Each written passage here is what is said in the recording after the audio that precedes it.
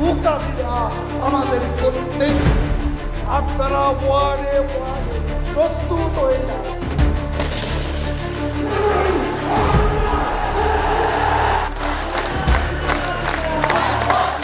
গত ৩০ জুন কোটা সংস্কারের জন্য শিক্ষার্থীদের আন্দোলন শুরু হয়। যদিও সরকার প্রধান এই আন্দোলনকে অযৌক্তিক জানিয়ে বিষয়টি আদালতের উপরই ছেড়ে দিয়েছিলেন। তবে কোটা আন্দোলন নিয়ে শুরু থেকেই আওয়ামী লীগের নেতাকর্মীদের মধ্যে একটা নীরবতা লক্ষ্য করা গেছে।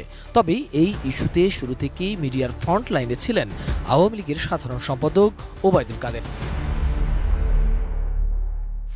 সাধারণ ছাত্র আন্দোলন থেকে এই সংঘাত গোটা দেশে ছড়িয়ে পড়বে এমনটা আঁচ করতে পুরোটাই ব্যর্থ হয়েছে ক্ষমতাসীনরা। মূলত সরকার প্রধানের একটি বক্তব্যকে ঘিরে আন্দোলন তীব্র হয়ে ওঠে। সেই আন্দোলনে ঘি ঢেলে দেন আওয়ামী লীগের সাধারণ সম্পাদক ওবায়দুল কাদের। ক্ষমতাসীন দলের প্রভাবশালী নেতা ও মন্ত্রী হিসাবে যেখানে শিক্ষার্থীদের আন্দোলন প্রশমিত করবার কথা, সেখানে ছাত্রলীগের উদ্দেশ্যে উস্কানিমূলক বক্তব্য দিয়ে পরিবেশ আরও ঘোলাটে করে ফেলেছিলেন।